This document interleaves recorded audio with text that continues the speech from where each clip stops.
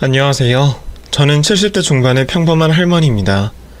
이 나이대까지 살면서 큰일을 당한 건 남편이 세상을 떠난 게 유일하다고 생각했는데 그것보다 더 충격적이고 영혼이 빠질 듯한 사건을 작년에 겪었답니다.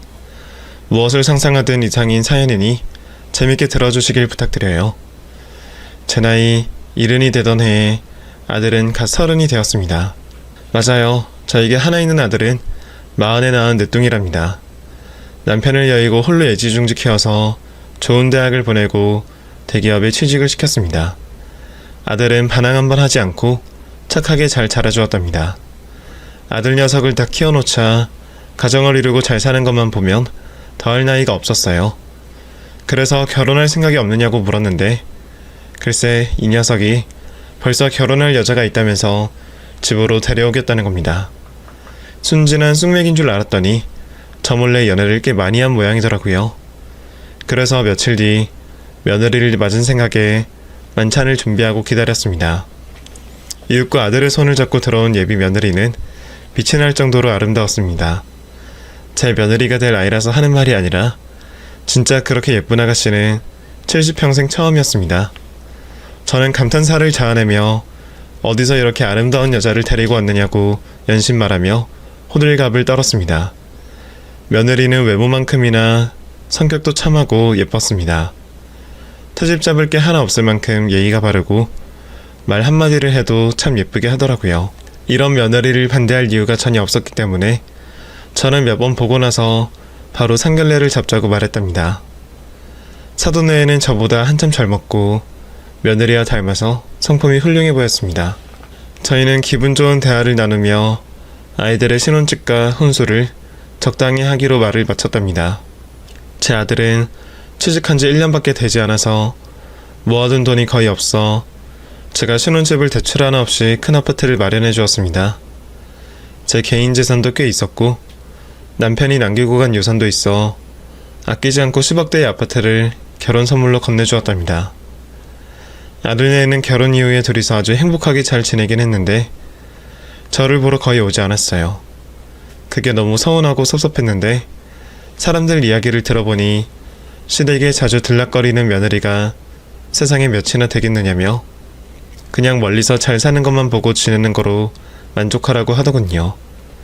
하지만 저는 소중한 아들과 어여쁜 며느리의 얼굴이 매 순간 보고 싶어서 일주일에 한 번씩 아들의 신혼집에 들렀습니다. 잠깐이라도 자식들 얼굴을 보면 행복했으니 며느리가 뭐라 생각하든 제 욕심대로 움직였습니다. 다행히 며느리는 제가 신혼집에 자주 오는 걸 좋아해줘서 마음 놓고 자주 놀러갔네요. 그렇게 몇 달의 시간을 즐겁게 보내고 있었는데 기쁜 소식이 하나 더 생겼답니다. 며느리가 임신 소식을 알리더라고요. 저는 손주 볼 생각에 너무 기뻐서 그 자리에서 춤까지 덩실덩실 추었답니다. 그리고 사랑스러운 며느리를 끌어안고 고맙다는 말을 연신했습니다. 며느라 고맙다. 정말 고마워. 이 늙은이가 드디어 손주를 보게 생겼구나. 널 닮은 아이라면 분명 예쁘고 고운 아이가 태어날 거야. 휴, 나도 손자를 보는 날이 오다니 기대하지 않았는데 정말 기쁘구나. 어머님도 참 결혼하면 아이를 갖는 게 당연한 건데 뭐가 그렇게 고맙다는 거예요? 저는 며느리로서 할 도리를 한 거니까 당연하게 받아주세요. 그래도 너무 고맙다. 앞으로 내가 얼마나 더 살지는 모르지만 손주를 보고 갈 테니 여한이 없겠어. 제품에 안긴 며느리는 그렇게 고마우면 선물을 달라고 하더군요. 조금 뜬금없긴 했는데 말을 들어보니 이상하게 설득이 되었답니다. 어머님, 제 친구들은 아이를 낳고 시댁에서 돈도 받고 외제차도 선물로 받았다고 하더라고요.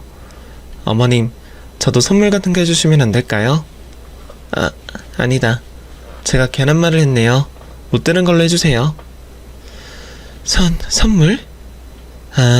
요즘은 다들 아기를 낳으면 그게 선물을 받는다고 하지? 내가 그걸 생각하지 못했구나. 와, 어머님 신세대시네요. 보수적인 분이면 제 말을 이해하지 못할 텐데 역시 어머님은 훌륭하신 인품을 가지셨어요. 저는 기쁨과 환희를 느끼고 있어 며느리의 말이 전혀 기분 나쁘지 않았어요.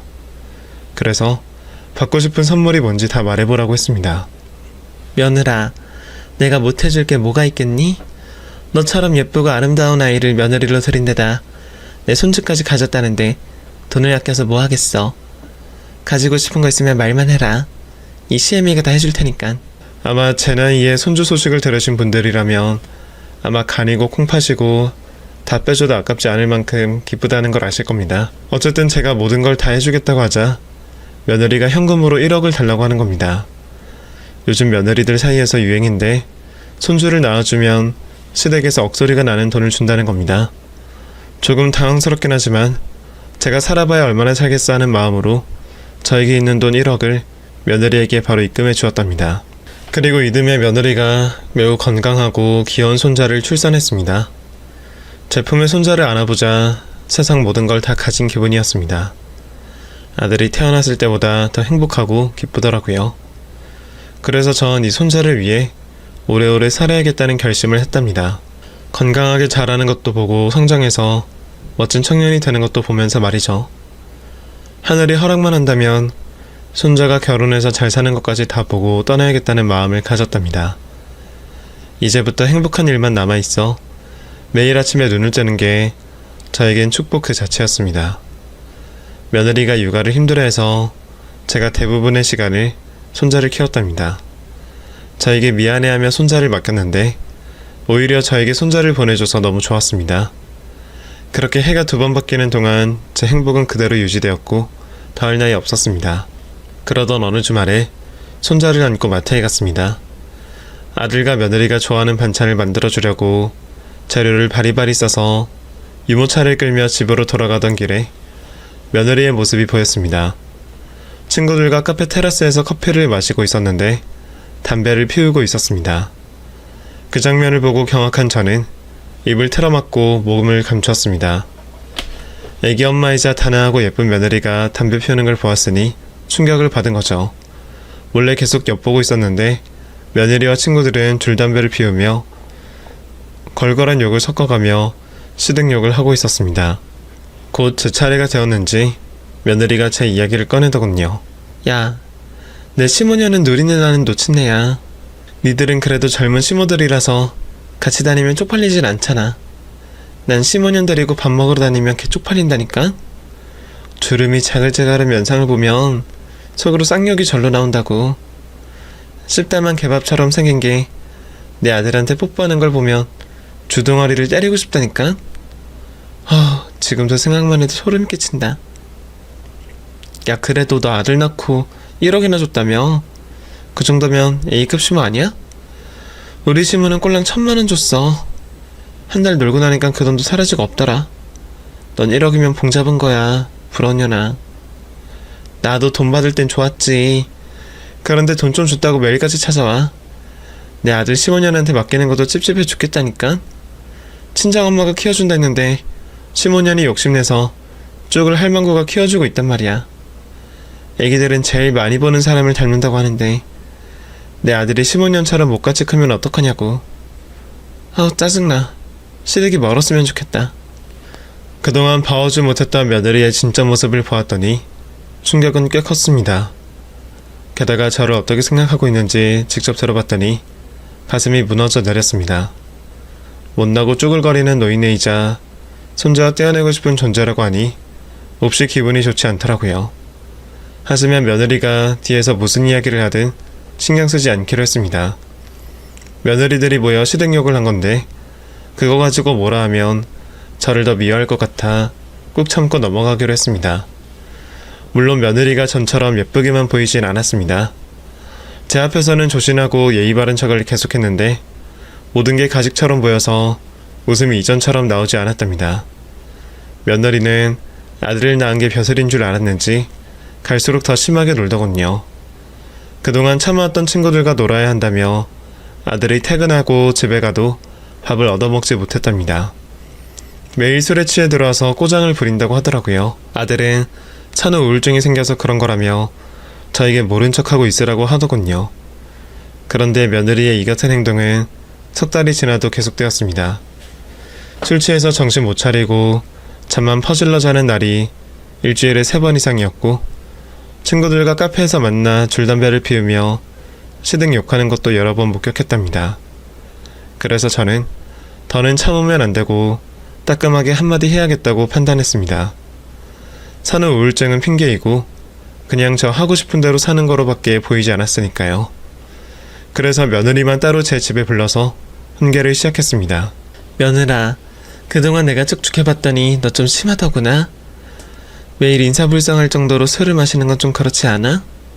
결혼해서 애까지 있는 애가 허구한 날 싸들어 다니는 건 아니지 않아?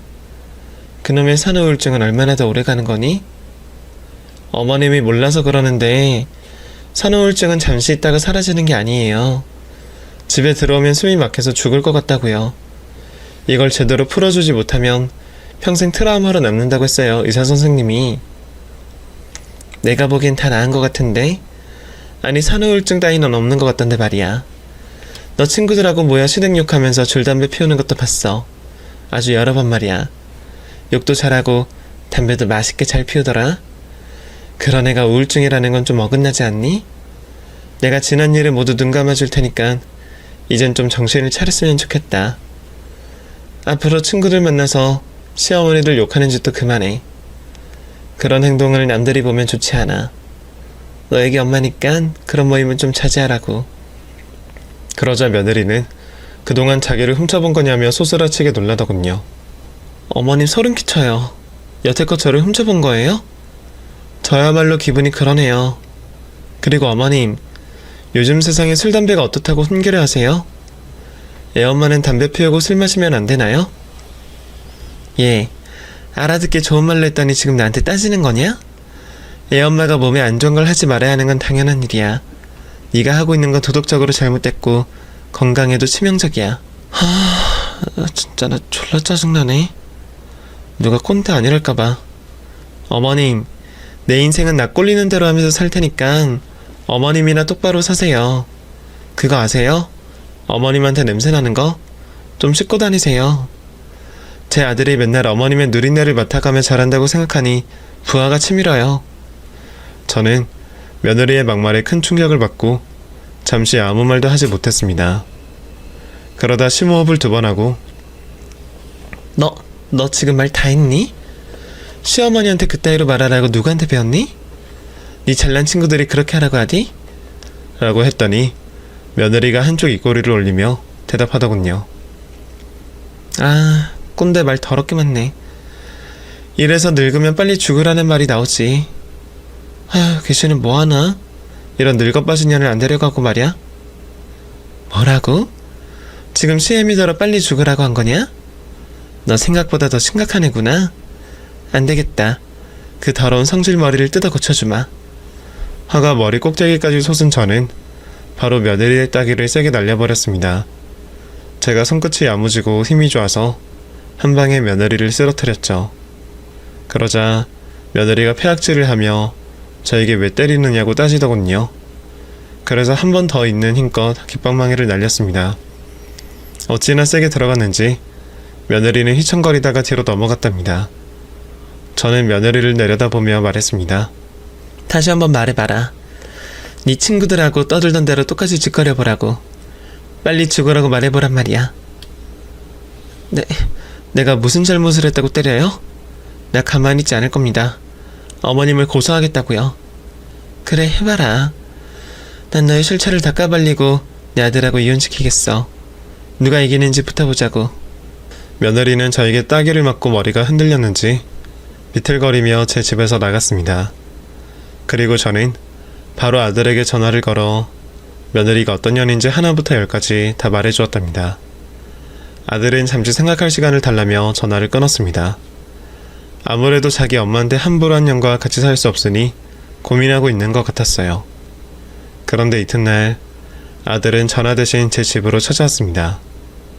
혼자가 아닌 며느리를 데리고 왔죠. 무슨 말을 하려는지 일단 들어보기로 했습니다. 그런데 제 예상에서 완전히 빗나간 말을 하기 시작했습니다. 아들이 한숨을 쉬며 저에게 볼멘 소리를 하더군요. 엄마, 거짓말을 하고 그러세요. 착한 며느리를 왜 막말하고 못돼 처먹은 며느리로 만드냐고요. 이 사람한테 다 들었어요. 어제 손자보는 게 힘들다면서 제 차를 교육시키면서 따귀까지 날렸다면서요. 엄마 그런 사람인지 꿈에도 몰랐어요. 뭐야? 내가 손주 보기 힘들어서 네 철을 때렸다고? 얘가 그렇게 말하디? 이거 참 어이가 없네. 넌 내 말을 안 믿고 저 여우년 말을 믿는 거야? 아들은 며느리가 한 말을 믿는다며 저를 이상한 노인네로 취급하더군요. 엄마, 나이가 들면 질투도 심해지고 정신연령도 낮아진다고 들었어요. 엄마도 예의가 아니었나 봅니다. 어제를 후회하시죠? 그럼 이 사람한테 사과부터 하세요. 그리고 저랑 병원에 가서 상담 좀 받으러 가요. 아니야, 난 멀쩡해. 저 여우년이 나한테 늙으면 빨리 뒤져야 한다면서 대들었다고. 그뿐만 아니라 지 친구들하고 내 욕을 실컷 하고 다닌다고. 냄새나고 늙고 못생긴 시무년이라면서 막말을 했단 말이다. 엄마, 그게 말이 된다고 생각하세요? 그리고 제가 그 말을 믿을 거라 생각하신 거예요? 엄마 빨리 잘못을 시인하시고 사과부터 해요. 안 그러면 저도 엄마 얼굴 안 볼 겁니다. 아들까지 저를 믿어주지 않으니 환장할 것 같더군요. 이윽고 온몸에서 화가 터져 나오는 바람에 소리를 꽥 지르며 며느리년에게 달려들었습니다. 그러자 아들이 저를 바닥으로 밀어버렸습니다. 엄마, 지금 뭐하는 짓이에요? 진짜 해도 너무하시는 거 아니에요? 너 지금 엄마를 밀친 거니? 아휴, 집안에 여자가 잘 들어와야 한다더니 우리 집 보고 하는 소리였네. 아휴, 억울해서 미쳐버리겠다. 니들 둘 다 꼴보기 싫으니까 나가라. 나한테 무릎 꿇고 빌기 전에는 절대 찾아오지 마. 그러자 아들과 며느리는 이때다 싶었는지 바로 알겠다고 대답하고 등을 돌리고 나가버렸습니다.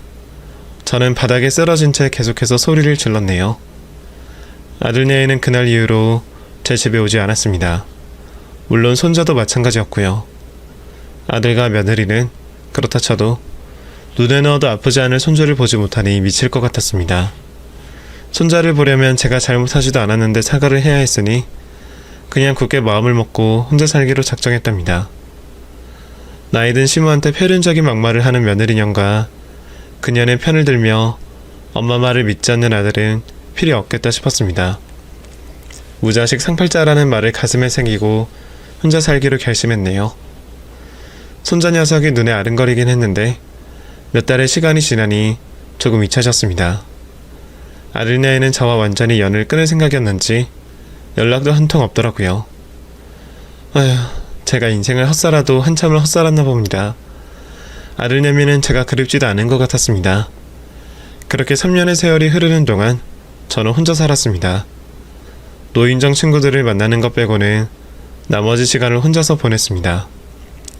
제 취미는 텔레비전을 보는 것과 유튜브 사연 채널인 이곳에 자주 들어와 이야기를 듣는 거였습니다. 여기에도 저 같은 사람들이 몇 명 있는 것 같아 조금은 위로가 되었네요. 그렇게 1년의 시간이 지나자 아들과 며느리 그리고 손자가 예고도 없이 제 집을 찾아왔습니다. 사실 속으로는 많이 자란 손자 얼굴을 보고 기뻤는데 겉으로는 아무런 내색을 하지 않았습니다. 니들이 웬일이냐? 우리가 이렇게 얼굴 마주보고 이야기할 사이는 아닌 것 같은데? 엄마, 그동안 잘 지냈어요? 몇 번이고 찾아오려고 했는데 타이밍을 놓치는 바람에 이제야 찾았어요. 난 아직 너희들을 받아줄 마음이 없다. 나한테 큰소리 뻥뻥 치고 3년 동안 찾아오지 않다니 무슨 일로 온 게냐? 며느라, 왜 그렇게 조용하니? 안 본 사이에 철이라도 든 거니? 아니면 조신한 척 연기를 하고 있는 거야? 며느리는 순한 양의 연기를 하고 있었는지 시종일관 고개를 숙이고 있었습니다. 제가 그때처럼 똑같이 해보라고 소리를 질러봐도 가만히 서서 꿀먹은 벙어리로 있더군요. 그러자 아들이 지난 일은 그냥 다 묻고 앞으로 잘 지내보자며 무릎을 꿇고 빌더라고요. 제가 며느리가 한 짓을 또 말해봤자 믿을 것 같지도 않았고 과거 일을 계속 떠들어대면 저만 치사한 노인네가 될 것 같아 길게 한숨을 쉬며 아들네를 받아주었습니다.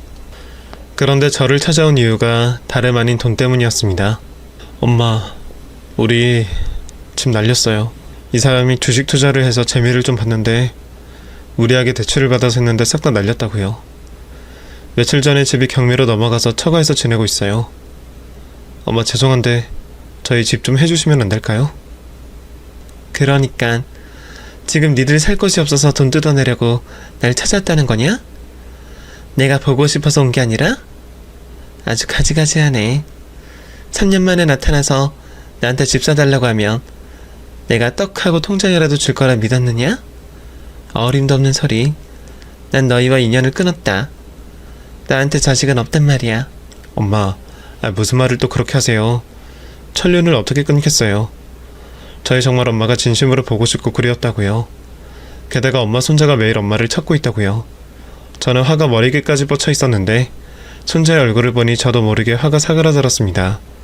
손자가 작은 입술로 할머니라고 부르는데 가슴이 찡하더라고요. 이미 일은 벌어졌고 제가 열을 내봤자 해결되는 게 하나도 없었으니 화내는 건 그만하기로 했습니다. 손자를 울리고 싶지 않았으니까요. 그래서 전 조건을 걸고 집을 사주겠다고 일렀답니다. 니들한테 살 집이 없다 이거지. 아들 너는 모아둔 돈까지 다 날려버렸고. 그렇다면 내 집에서 2년 동안 같이 살자.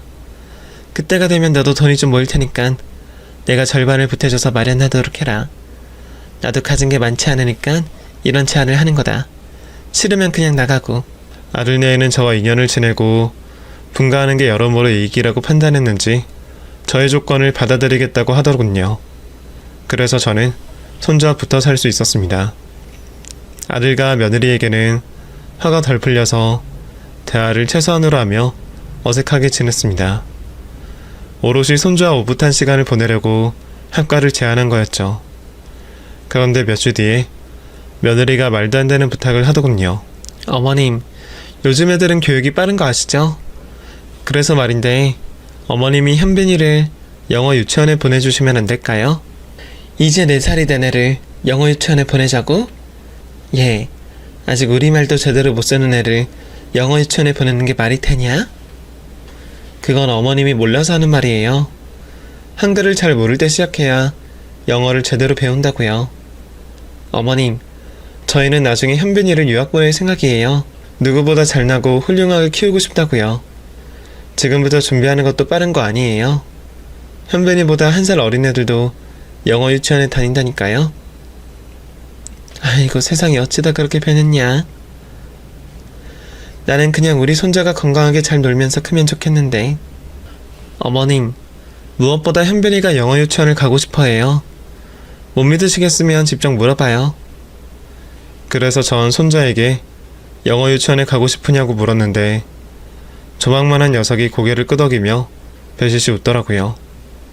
이러니 제가 어떻게 가만히 있을 수 있겠습니까? 천사 같은 제 손자가 배우고 싶다는데 안 된다고 말리는 건 말도 안 될 일이었습니다. 그래서 비싼 돈을 들여 손자를 영어 유치원에 보내게 되었습니다. 그런데 꽤 오랜 시간을 배우고 오는 바람에 아침과 저녁에만 잠깐 손자를 보게 되어 많이 아쉬웠답니다. 마음 같아선 24시간을 붙어있고 싶었는데 말이에요. 저는 손자가 없는 시간에 노인정을 가서 놀기도 하고 시장을 보기도 했습니다. 아무래도 혼자 살 때보다 입이 늘었으니 시장을 이틀에 한 번꼴로 보게 되었죠. 한편 며느리는 예전과 변했을 줄 알았는데 여전하더군요. 담배를 얼마나 피우던지 입에서 재떨이 냄새가 났답니다. 또 밖으로 나가서 뭐하고 다니는지 꼭 해가 지면 어슬렁어슬렁 기어 들어왔습니다. 같이 산 지 보름이 될 때까지는 가만히 내버려 두었는데 앞으로는 제 집에서 살려면 규칙을 지켜줘야겠다고 알려줬습니다. 예, 내 집에서 사는 동안만이라도 네가 저녁상을 차려라. 청소도 네가 하고 말이야. 그 정도는 내 집에 얹혀 살면서 할 수 있겠지? 이젠 너 하고 싶은 대로 살려면 여기서 나가야 할 거야. 네? 저더러 살림하라고요? 참, 제가 그런 걸 왜 해요? 어머님, 여태껏 제 남편이 가사더우미를 써서 아무것도 할 줄 몰라요. 그리고 집안일하면 몸매가 망가진다고 했어요. 전 남편한테 항상 예쁜 여자로 보이고 싶거든요. 그러니까 살림은 전적으로 어머님이 다 하세요. 이게 아직도 철이 덜 들었네. 3년 동안 뭔가 좀 바뀌었나 생각했는데 옛날이랑 변한 게 없구나. 안 되겠다. 너 당장 일어나서 청소부터 해라. 그리고 빨래랑 저녁 준비까지 모두 네가 다 해라. 얼른 일어나지 못해? 나중에 분가하고 싶으면 제 말을 들어야 한다고 강조했습니다. 그러자 며느리는 눈이 찢어지도록 저를 째려보더군요. 어머님 건들지 마시죠. 전 이렇게 살 겁니다. 내 미모의 몸매 정도면 어디 가도 1등급 남편감을 만나고도 남는다고요. 제가 어머님 아들이랑 살아주는 것만으로도 감사해야 한다는 말입니다. 밥 잘하고 살림 잘한다고 좋은 아내가 아니란 말이에요. 남자들은 예쁘면 장땡이라고요. 밖에 나가서 살면 내가 간섭 같은 걸 안 해. 그런데 넌 지금 내 집에 얹혀 살고 있잖아. 로마에 가면 로마법을 따르라는 말 모르니? 당장 일어나지 못해? 아우 짜증나. 노친네가 꼬장꼬장하네. 시끄러우니까 좀 나가요. 나이를 처먹을 거면 곱게 처먹을 것이지 왜 이렇게 연병을 하고 야단이야? 너 지금 뭐라고 했어? 나한테 또 욕짓거리를 한 거야? 인연이 아직도 똥인지 된장인지 모르고 까부네. 너 안 되겠다. 오늘 내 손에 제대로 홍군형 좀 놔봐라. 침대에 누워있던 며느리의 머리채를 잡아채자 우두둑 소리가 나며 한 움큼의 머리카락이 뽑혔습니다. 그리고 깃방망이의 엉덩이를 사정없이 때려주었답니다. 말로 교육이 안 되니 내가 장dob일 거라 판단했으니 반쯤 죽여놓을 생각이었죠. 며느리는 비명을 지르며 저에게 뒤지도록 쳐맞았습니다. 눈탱이가 밤탱이가 되고 엉덩이에는 시퍼런 멍이 들었고요. 복날 개잡듯이 패줬더니 며느리녀는 아무 말도 하지 못하고 조용히 집안 살림을 시작했습니다. 제가 손가락을 들어 이거 해라 저거 해라 명령질을 하며 사람을 만들고 있었어요. 그런데 아들이 퇴근하고 돌아오자 며느리가 오열하며 저에게 이유 없이 또 들겨 맞았다고 이러는 겁니다. 아들은 이번에도 제 말을 믿어주지 않고 며느리년을 감싸며 저에게 불만을 토로하더군요. 엄마, 이 사람한테 또 손찌검했어요? 도대체 왜 그래요? 좋게 좋게 대화로 풀어도 될 걸 왜 사람을 때리냐고요. 네 처가 나한테 곱게 늘지 못한 노친네라고 욕을 해서 때렸다. 그게 시애미한테 할 소리니? 엄마, 또 말씀을 지어내시는 거예요? 제발 좀 그만하세요. 제 집사람이 그런 말을 하지 않을 사람이라는 건 저도 알고 엄마도 아시잖아요.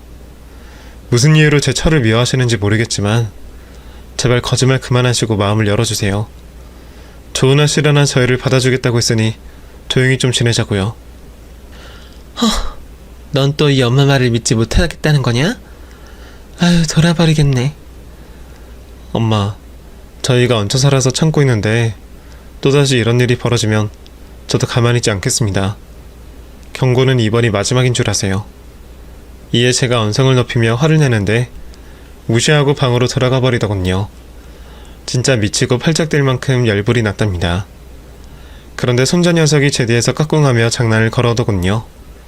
결국 손자의 미소에 화가 녹아버려서 아들내외와의 일을 잊어버리고 말았습니다.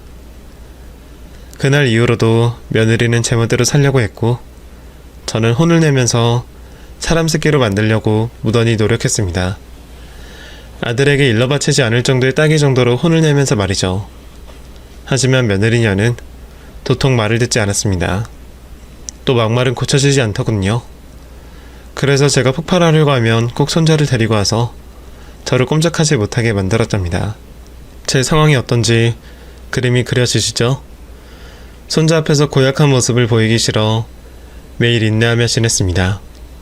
그렇게 며느리와의 역겨운 동거는 2달이 지나갔는데 어느 날 참지 못할 사건의 날이 다가왔습니다. 손자가 영어 유치원에 다녀와서 복습을 하고 있었는데 저에게 모르는 단어를 묻더라고요. 할머니가 영어로 뭐야? 이거 읽는 법 좀 알려줘. 아, 할머니는 그랜드마덜이라고 하는 거야. 따라해봐. 그랜드마덜. 제가 영어를 잘하는 건 아니었지만 기초 지식이 있어서 손자에게 단어를 알려주었죠. 그러자 소파에 앉아있던 며느리가 피식 웃으며 어머님, 그랜드마덜이 뭐예요? 영어는 혀를 굴리면서 발음해야 한다고요. 아니다 됐어요. 무식한 게 죄는 아니니까요. 그런데 어머님, 무식한 것도 옮아요. 주제넘게 굴지 마시고 밥이나 하세요. 우리 현빈이한테 공부는 가르쳐주지 말라고요. 라며 저를 개무시하더군요. 이에 저는 또다시 화가 치밀어 올라 너 말 다 했니? 발음이 어쨌든 간에 전달만 되면 되는 거 아니야? 그리고 뭐 주제넘게 굴지 말고 밥이나 하라고? 너 그동안 나한테 덜 맞더니 또 기어오르는 거냐? 오늘 한번 뒤지게 맞아볼래? 하고 소리쳤습니다. 손자가 옆에 있긴 하지만 도저히 참을 수 없어서 저도 모르게 그런 거였죠. 어머님을 보면 제 가슴이 참 많이 아파요. 무식하고 못생기고 꼬장꼬장한 성실머리까지. 아휴, 전 어쩌다가 어머님 같은 분을 시어머니로 만났는지 모르겠어요. 재수가 없어도 오직이 없다고요. 너 한마디만 더 하면 경을 치를 줄 알아라. 입 다물어라. 현빈이 때문에 참아줄 테니. 경을 친다고요? 제가 몇 대 맞아주니까 진짜 등신으로 안아보네요. 이봐요 어머님, 그런 성질머리를 어떻게 결혼을 하고 자식까지 낳았어요? 내가 죽은 시아버지였으면 어머님하고 하루도 못 살았을 겁니다. 시아버지는 죽으면서 어머님한테 해방돼서 기뻐했을 거예요. 결국 며느리는 저에게 선을 넘고 말았습니다. 세상 떠난 제 남편을 들먹이며 조롱하는데 더 이상은 참을 수 없었답니다. 그때는 손자도 필요 없었어요. 모든 식구들이 저와 연을 끊어도 상관없으니 오늘 며느리년의 초상을 차릴 생각이었습니다. 일단 손자를 방으로 데려다 놓고 다시 거실로 나와 며느리의 깃방망이를 한 대 날렸답니다. 이윽고 바닥에 자빠진 며느리의 배에 올라타서 양 주먹을 번갈아 가면서 면상을 후려쳤습니다. 어찌나 크게 분노했던지 제 주먹이 아픈 것도 모르고 계속 주먹을 질렀네요. 아, 어머님, 이게 뭐하는 짓이에요? 그만 때려요. 아빠 죽겠다고, 이 미친 노친네야. 내가 틀린 말 했어? 당신 같은 꼬장꼬장한 할망구를 데리고 산 시아버지가 불쌍하다고. 이 거렁뱅이 노친네야. 당장 떨어져. 그래, 마음대로 짓거려라. 오늘 니년 초상 치르고 나 교도소에 가서 말뚝박을 낸다. 이 똥물에 튀겨주길 오사라냐나. 저는 퍽퍽 소리를 내며 며느리를 계속해서 응징했습니다. 그런데 잠시 후 현관문이 열리며 제 아들이 들어오더군요. 아들은 깜짝 놀란 얼굴로 다급하게 달려왔습니다. 엄마 그만하세요. 이러다 사람 잡겠어요. 이거나 너도 똑같아. 이미 말은 죽어도 들어주지 않고 여우 같은 년한테 홀려서 헛소리만 남발하는 거 질려버렸다고. 오늘부로 너랑 네 마누라년 그리고 네 아들까지 다 인연을 끊어버리겠다. 다들 내 집에서 꺼져. 그리고 다시 며느리의 면상을 갈기려고 하는데 아들이 제 손목을 잡더군요. 그리곤 저를 힘으로 일으켜 세우더군요. 지 마누라가 얻어터지는 걸 보기 싫었는지 저를 멀찌감치 밀어냈답니다. 어차피 인연 끊기로 마음먹은 거 이판사판이다 싶어 아들내미의 따귀를 한 대 세게 날렸습니다. 그러자 아들이 정장마이를 벗어 던지더니 두 주먹을 불끈 쥐었습니다. 이 녀석이 엄마인 저를 공격할 생각이었나 봅니다. 저는 될 대로 되어라 생각하고 아들의 뺨을 다시 거세게 날렸습니다. 고개가 돌아간 아들은 주먹을 질렀습니다. 제가 아닌 며느리에게 말이죠. 자빠져 있는 며느리의 배에 올라타서 두꺼운 양손으로 싸대기를 연타로 날리며 소리치기 시작했습니다. 이 머저리 같은 년아, 네 년이 감히 나의 엄마한테 그따위 막말을 해? 그리고 엄마가 치맥기가 있다는 헛소리까지 짓거려? 이 쓰레기 년아, 그동안 내 엄마의 속을 뒤집어 놓은 죄를 이제부터 갚게 될 거야.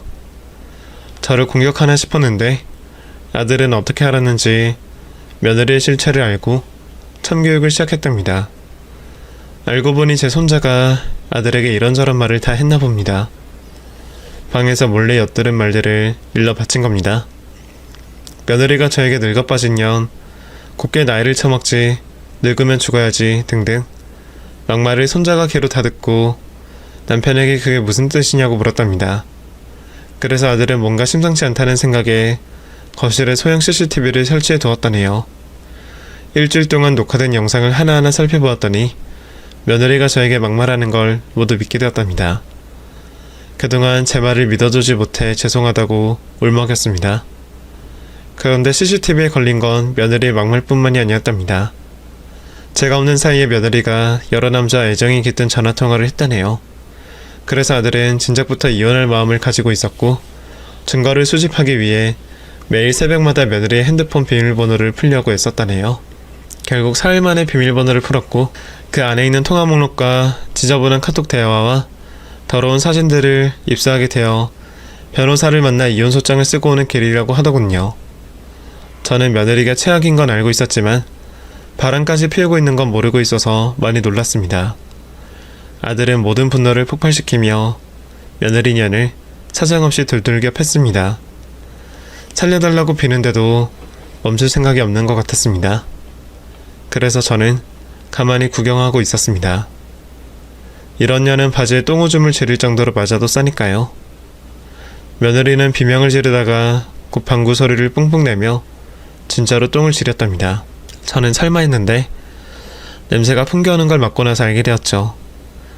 아들은 며느리를 거의 초주검으로 만들어 놓고 참교육을 끝내더군요.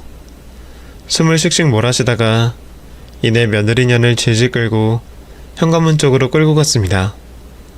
그러자 바닥에는 똥이 길게 끌려 갈색으로 길이 새겨졌습니다. 며느리는 모든 사실이 들통나서 어떤 변명도 하지 않고 아들의 다리를 붙잡고 이혼만은 하지 말아달라고 애원했습니다. 자기는 아들에게 버림당하면 갈 데도 없고 제 손자 없이는 못 산다는 말을 하며 빌고 또 빌었습니다. 하지만 아들은 며느리의 추악한 모습을 다 보게 되어서 어떤 말로도 설득이 되지 않았습니다. 그래서 며느리는 제 집에서 쫓겨났습니다. 똥꾸리내를 풍기며 어딜 갔는지 모르겠지만 한참 동안 현관문을 두드리다 사라졌답니다. 아들은 저에게 다가와 무릎을 꿇었고 그동안 제 말을 믿어주지 않은 것과 함부로 떠들었던 것에 깊이 뉘우치고 있다며 사과를 하더군요. 눈물을 흘리며 자기 뺨을 사정없이 갈기면서 말이죠. 엄마, 나 같은 건 아들 자격이 없어요. 3년 전 마누라라는 년이 엄마한테 함부로 한 걸 믿지 않고 엄마랑 연락을 끊고 지낸 것도 몸서리치게 후회가 되고 엄마 집에 들어와서도 끝까지 마누라만 믿어줬어요. 엄마는 진실만을 말씀하셨는데 제가 귀담아 듣지 않았어요. 엄마, 화가 풀릴 때까지 저를 때리시면 달게 받을게요. 대신 저를 버리지만 말아주세요. 이 불효자에게 아들 노릇을 할 수 있게 기회를 주세요. 진심으로 죄송합니다. 저는 자기 뺨을 때리고 있는 아들에게 반성한다면 앞으로 100대를 더 때리라고 일러주었습니다. 용서받고 싶으면 네 뺨을 더 세게 때려라. 그 정도는 용서가 안 돼. 더 세게 100대 더. 네? 엄마 농담이죠? 아니 진심인데? 아니면 내가 대신 때려줄까? 손 치워봐봐. 내가 100대를 날려줄 테니까. 그러자 아들은 자기가 직접 뺨을 때리겠다며 한참 동안 짝짝 소리를 냈답니다. 이윽고 양볼이 호빵처럼 부어올랐고 새빨개졌습니다. 그래서 전 그만하면 됐다 하고 아들을 그 자리에서 용서하기로 했답니다. 아들은 이혼소장을 사돈집으로 보냈고 며느리와 몇 주 뒤에 법정에서 만나게 되었습니다. 아들이 영상으로 남겨둔 증거로 존속폭언이 얼마나 큰 죄인 줄 아느냐며 판사님에게 혼쭐이 났답니다. 저에게 씻을 수 없는 상처를 준 죄와 많은 남자들과 내연관계로 지낸 상간죄로 어마어마한 위자료를 지급하라고 판결이 났습니다. 그리고 도덕적으로 문란하고 시모에게 욕설을 한 미친 사람이기 때문에 양육권을 제 아들이 가는 건 물론이고 저희 허락 없이는 손자를 만나지도 못해도 좋다는 판결이 나왔답니다.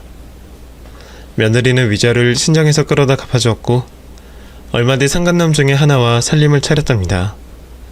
며느리녀는 상간남에게 돈을 다 갖다 바치고 몇 달 만에 토사구팽 당하고 말았다네요.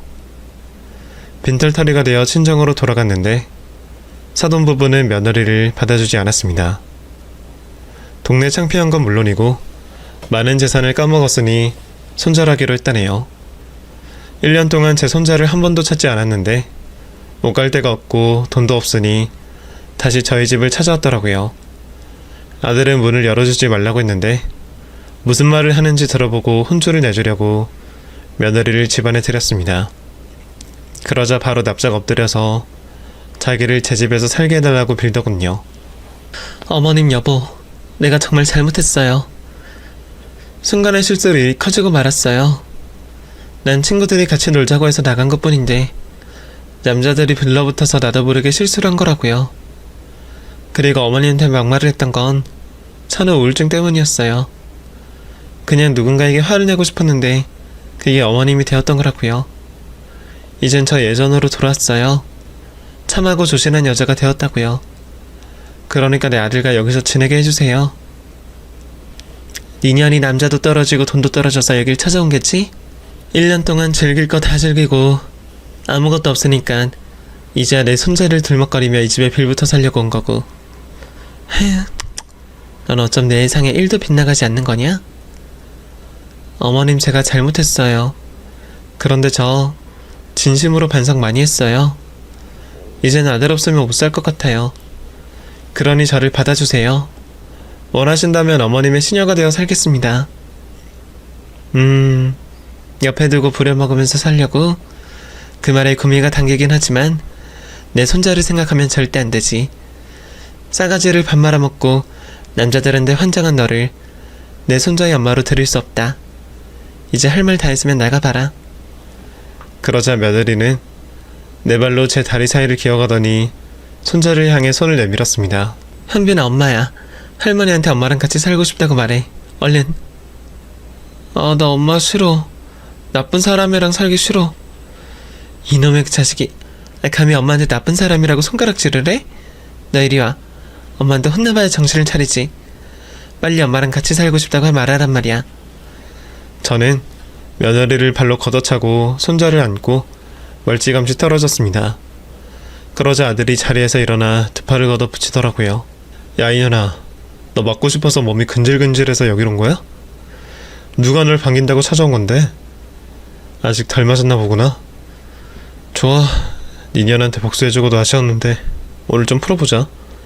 이리 와봐. 그랬더니 겁먹은 며느리가 내 발로 뒷걸음질을 치더라고요. 여보, 나 안 받아줄 거야? 그럼 그냥 돌아갈게. 화내지 말고 그냥 가만히 있어. 아니, 진짜 다가오지 말라고. 아들이 다가가자 현관문을 박차고 주랭랑을 쳤답니다. 그게 제가 본 며느리의 마지막이었네요. 이후 소식을 전해 듣긴 했습니다. 노숙자 쉼터에서 머물렀는데 거기서 다른 사람과 시비가 붙어 싸우다가 쫓겨났다네요. 그래서 어느 절간에 들어가 돌을 닦고 산다는 소문을 들었답니다. 어떻게 살든지 저와는 상관없지만 손자 앞에만 나타나지 않았으면 하는 바람입니다. 그리고 아들은 계속 회사 생활을 해야 하고 재혼은 절대 하지 않겠다고 해서 저희 집에서 같이 살기로 했답니다. 영어 유치원을 다니던 손자는 얼마 못 가 평범한 어린이집으로 옮겼습니다. 욕심 많은 며느리가 억지로 시켜서 다닌 모양이더라고요. 정말 가지가지하는 며느리 아닌가요? 여하튼 이제 그 미친 여자를 볼 일이 없으니 얼마나 다행인지 모른답니다. 저는 손자 보는 낙으로 아주 재밌게 살고 있어요. 앞으로 얼마나 더 살지는 모르지만 손자 곁에서 오래 살고 싶은 욕심이 든답니다. 이렇게 저희 며느리에 대한 사건과 사고를 다 써보았네요. 속이 뻥 뚫리시는 위로와 즐거움을 얻으셨길 바라며 저는 물러가도록 하겠습니다. 제 사연을 들어주신 분들께 감사드리고 가족과 다가오는 행복한 봄을 보내시길 바랄게요. 안녕히 계세요.